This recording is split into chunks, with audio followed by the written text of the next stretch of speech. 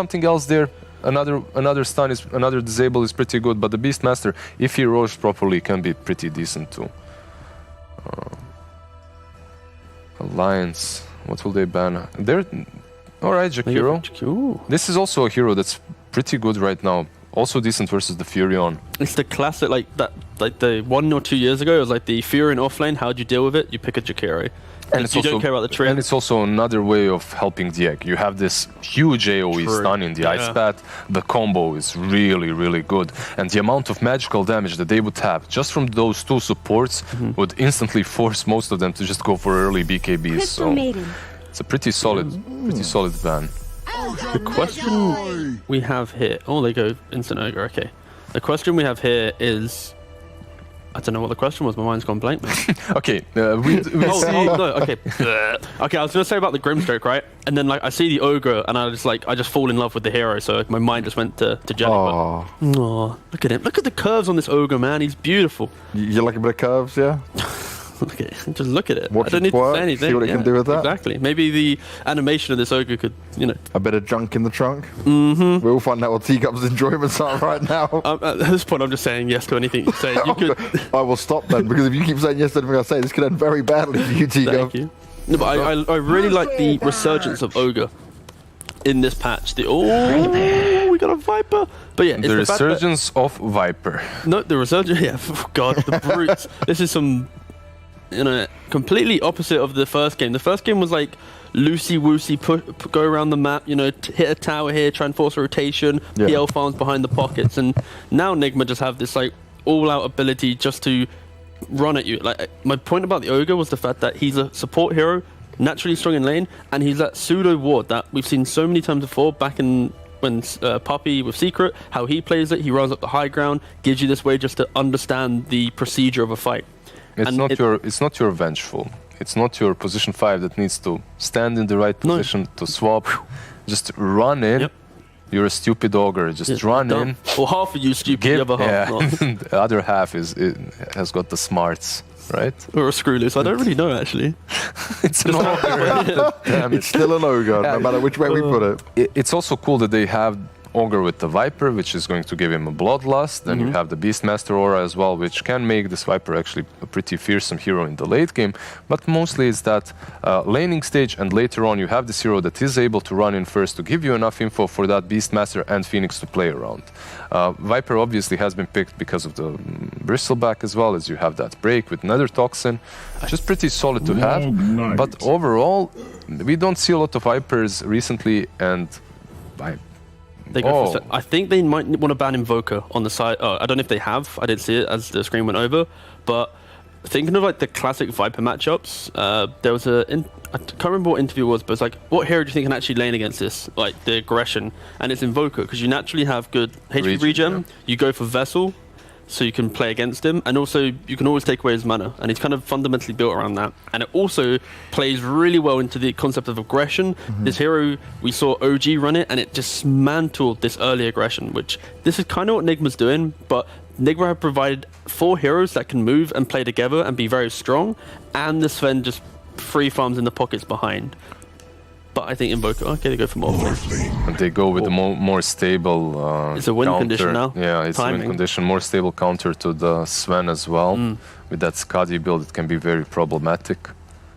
So are we seeing more positives once again here from Nigma, or has this just turned it with the Morphling, guys? I kind of feel like I want to say I prefer Nigma's, because it's still the question of how are you killing this Viper?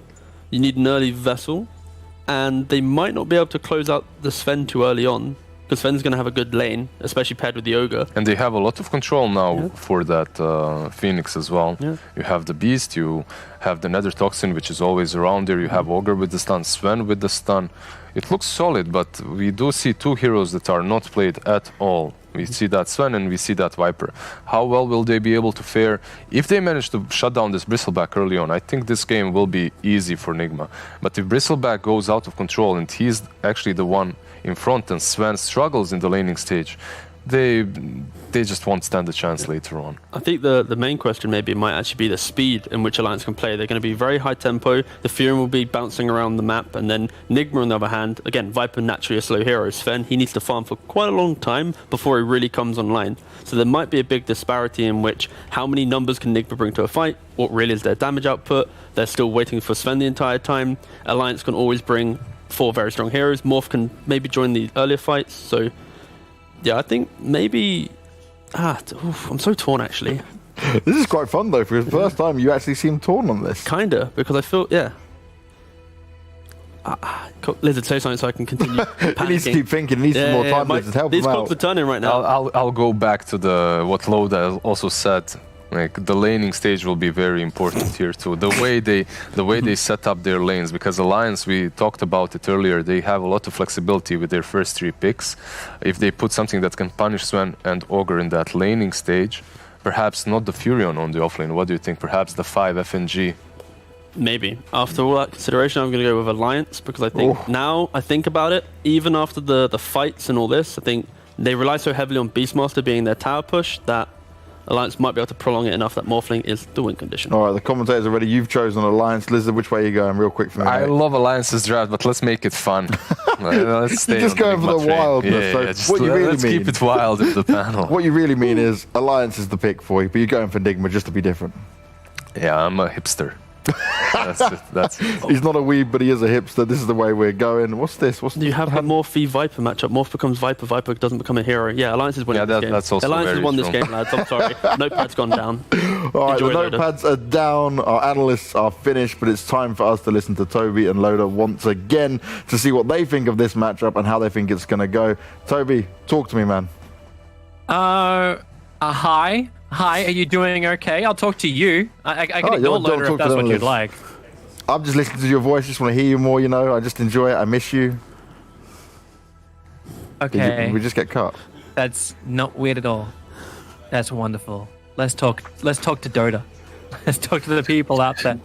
I'd like to say we'd actually be discussing the draft in heavy detail, and we sort of have until the last 2 minutes when we looked at this set from Weeha and just questioned everything that Viper is.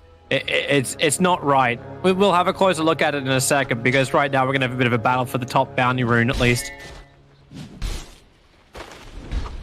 Or we could have no battle for the top bounty rune. All right, we can go and look at this Viper set. I don't know if the cameraman from WePlay is currently listening in and just wants to go on perspective mode for Viper, but what the hell did we do to this hero? No, I agree. I mean, it's even more amazing now that I look in the game that he looks a little bit like Dragonite as well. So there's like 4 or 5 heroes that they... It's a platypus, right? Like, it's a platypus. I guess it's a little bit of everything from a little bit of everyone. Yeah, and he doesn't look like he enjoys being alive. It really is. It's something horrific. The cameraman's not sticking with us on this, so if you want to go to Dota TV and have a look at it, then go for that. Eventually we'll have a closer look at him and you can just be in awe and shock and horror. Yeah. We have an aggro trial, so let's talk about Dota and less about cosmetics. I get in trouble for that. So we got Huntskin as well as FNG hanging around the top lane. Normally things like this happen and then you TP out to the lanes, but they're letting bottom lane Bristle go 1v2 against Phoenix as well as the Brewmaster. That feels a little rough unless they can get a kill on top, and they're looking at Kuro. The Stormbolt will fly out. Just a quick little stun on Hanskin. He's got a lot of damage, however. Kuro dropping very low. Miracle trying to take the attention away, and now the attention really does go in towards Miracle under the tier 1 tower. Hanskin will begin the dive. He may actually... No, he won't die to this. He'll end up surviving. So first blood against the Sven pickup of Nigma. Yeah, no, I think there's a lot to be said about this game. I mean, as you heard me earlier saying, when I saw this Bristle being followed by counter-pick Viper from Nigma, I was a little bit worried because it did look like we were considering putting Bristle on +1. But I think this last pick Morph really salvaged the draft. It gives us a clear win condition. And you also make it... You're less happy about being the counter to BB at this point. I also think that the way we laned is... they're smarter than it.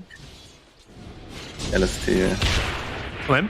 Initiated on. There's a lot of cool spray stacks up. GH trying to keep his distance, so Limp will go down, and this is now a lane switch up time. Mind control.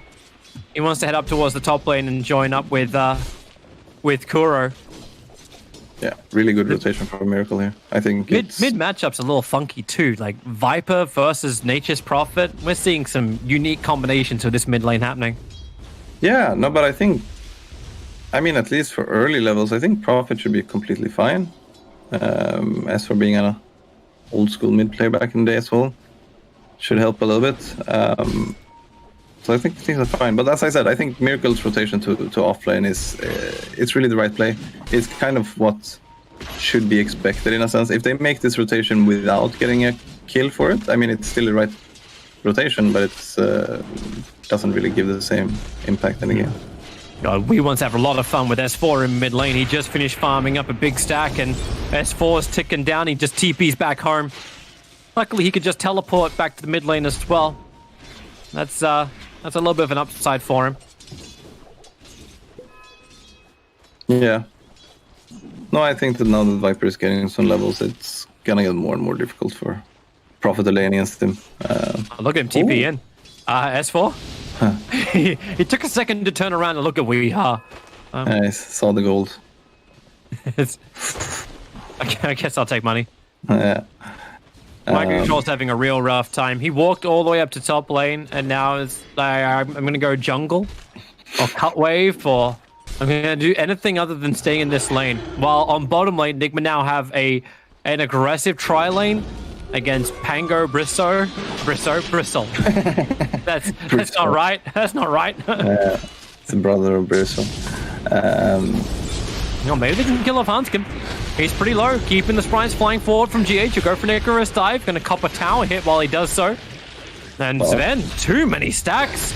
They actually fought into Limp's Bristleback with two melee heroes who now have a very hard time escaping. Nico Baby's tipping him because go for it, teammate. Go and find these kills under tower, kill off Kuro. Mind Control's life's gone from bad to worse as S4 and FNG managed to gank him inside their own jungle.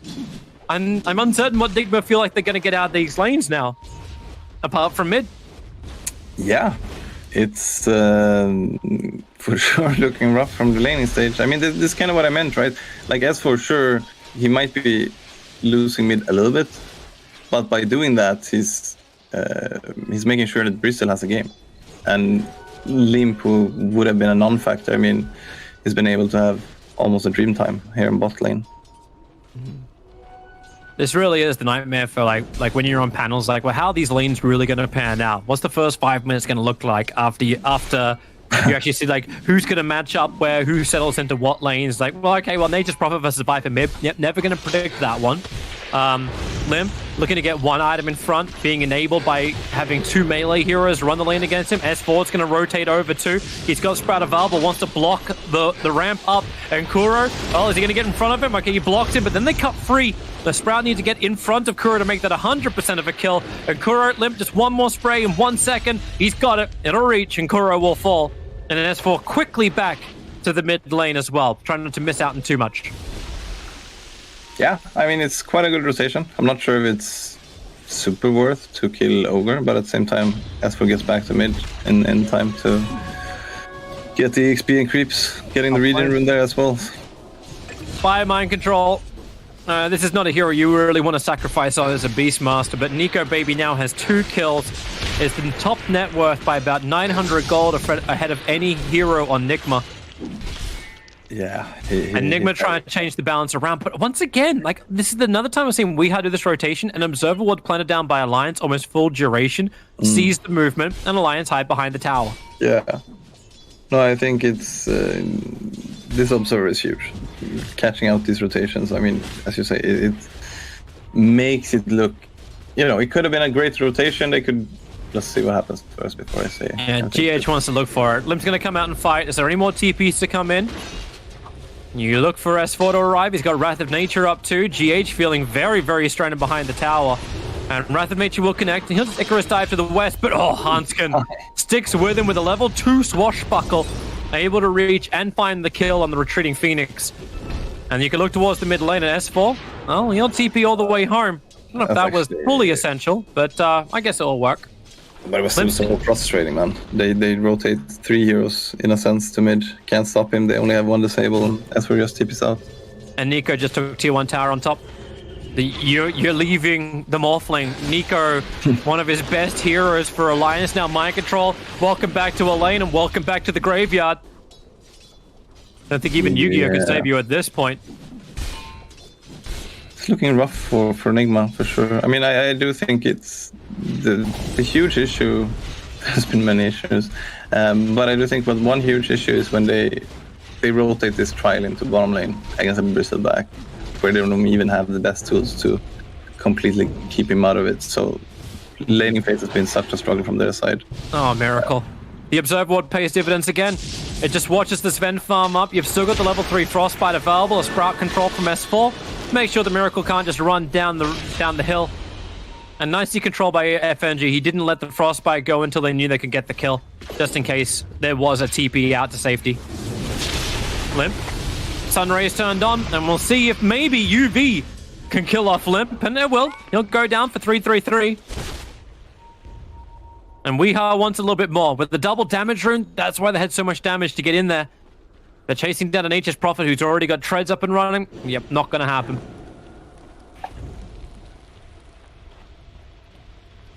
Now there's 3 heroes from Nigma just hovering around mid lane. Morphling uncontested on top. Stretching further on the lead, Beastmaster has less net worth than that of the Phoenix. I wonder if Limp is considering going for 4-staff this game. I mean, it's kind of a weird pickup, I think, but it's also, I think it's kind of... What are you looking at it for, like against? I mean, the thing is, Viper Corrosive, what do you even call it? Corrosive Haste? No? Nether Toxin, right? Nether Toxin now. I mean, it's pretty much the only thing that really screws him in this game. If you can just force yourself out of that, it's gonna be... trouble.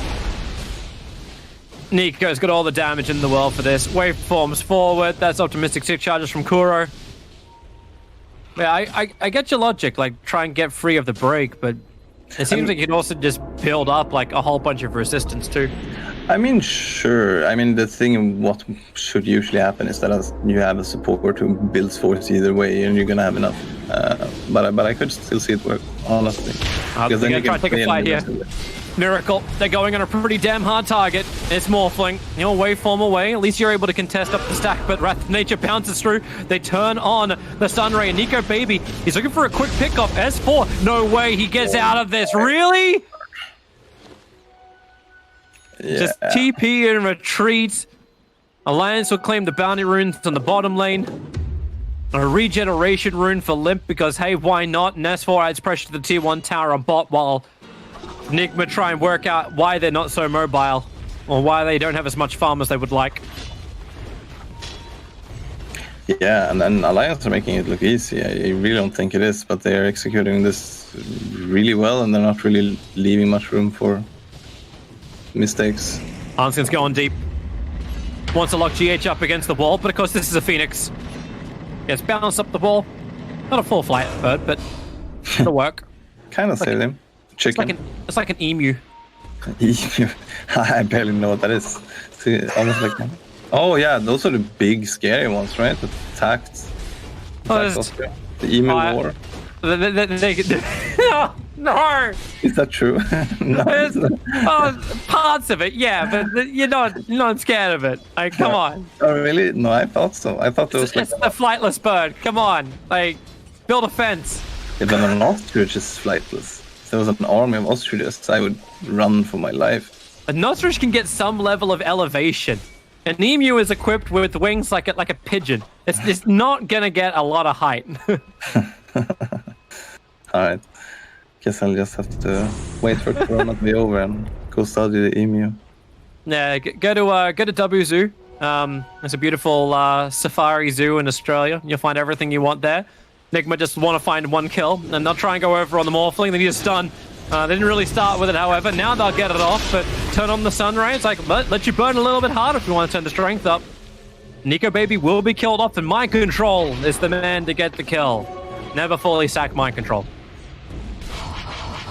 Yeah, no, and very important kill for Nigma right there. I think that if he would have survived, that would kind of have been a nail in the coffin mentally. But now them getting that kill, I think it shows that they can kill people if they just rotate enough. Nico a little bit out of position, maybe. Thinking he's unkillable. But yeah, I still think it's not a big deal for our game. Or, I mean, Alliance's game. Alliance are definitely comfortable. The Vanguard's almost done for Limp. That's what happens when you get a free bottom lane. He's still like only the third highest net worth on the field. Like an E-Blade by 14 minutes is currently the timing for Nico. This is just ridiculously fast. Yeah, and I mean, there's just been so much else going on this game that Alliance have done well that we haven't really paid so much attention to Nico. But as you've said, even with that death, he's having a dream game. Yeah. And Alliance a lot more observant of outposts this game. Also a nice thing. Bottom lane, we're going to put Limp to the test. The Vanguard has been completed. That's why he moved up to buy it. But Ogre's here, Viper's here. Drop everything you've got. Break the bristle on the back of the bristle. However you want to try and like order those words, it'll work. Imagine a 4-staff right there. I am imagining a 4-staff right there. He would have survived for longer at least. Hey, no one's ever going to debate you. You just say like, hey, did you win a TI? Yeah, get 4-staff on bristle. Yeah. I think the problem with winning a TI is like for every year it goes since you won a TI, it doesn't really. The argument doesn't. All right. You just need to put in the chat. It's like, all right, put a 1 in chat if you remember Loader winning TI. Put a 2 in chat if you don't remember who Loader is. Exactly. Just this crazy old man sitting here and telling people to go 4-staff on Bristle. Like. Yeah, you go talk about the good times with Zenith. Viper underneath the Sentry Water. They got extra detection. Yup. Just pushing around Weeha. Trouble for FNG means he's a sacrifice. Supernova in a fantastic position up on the hill. It's not stopping Hanskin from just jumping forward and Limp going to keep the battle going. He will get stunned on the edge and Kura TPing out. Nope. Not gonna happen. Not in time at least. S4's on the hunt looking for mind control. 3 deaths is not enough. He needs to make the magic number 4. A Sprout in the tree line will be able to reveal this. Most people even remember what that meme is. Hawk up from mind control. At least he'll get some information. S4 doesn't have it just yet. Walks around the corner, but mind control. Well, he's juking it, but S4's worked it out. Mind control will complete the TP. S4 having no stuns, no disable. Yeah, he was not giving up on that chase. TPs are expensive nowadays, you know? Have to make them use it. You know, he said, what was it, 15 minutes on the dot for Morphling. Waveforms in. He's still holding the E-Blade. Pops it. Ooh, working with Limp. And Hanskin, that's not going to work. You need to be a second later. Now the damage can be done from S4 to kill off Weeha. Yeah, that was... It was like, oh, I got level 4 swashbuckle kills it. Oh. Yeah. So for you that don't understand that, swashbuckle does not do damage through E-Blade. And it is physical. It does not work. This time you'll get the swashbuckle out, and then again, no stuns available. Maybe even worth picking up a Yule Scepter here, S4, and then everyone keeps TPing out in front of you. Yeah, please don't. No, I understand it. Yeah, but please build a 4-staff over. Yes, that's true though. If you would have gone a 4-staff. Because we have 0 4-staffs right now. Oh, Miracle's in trouble. A Rolling Thunder is off and running, and Miracle just tries to juke around it, but Hanskin will finish the job. Finds the kill, and then they can just back up to the lanes. Yeah, it's just so difficult for Nigma to get any openings here. As we spoke about, when the laning phase doesn't go their way, they don't have the best tools for getting out of the map. At the same time, we have Prophet who can TP around, be wherever he wants. As far as applied a lot of pressure with the hero. Speaking of which, TP's into Roshan. 5 heroes together. There is a Beastmaster Hawk that was able to scout this out. Has managed to live a little longer. But Mind Control won't have a fresh one to go down the pit before Roshan dies. And in fact, Nigma can't get there in time before Roshan dies, even with the 3-man smoke. And this seems like an easy, hey, let's run up mid lane. Time to play. It is. I think it is that timing. We're gonna see if they're able to kill Bristle back before the fight starts. with a good nether toxin and some stuns on top of that, I think they can win the fights. If not, it's almost impossible for them to execute this. I like Nigma's idea about it though. Like you said, my controller was the top lane, push towards the tier 1 tower. If Alliance do want to push down mid, trade a tier 1 for a tier 2.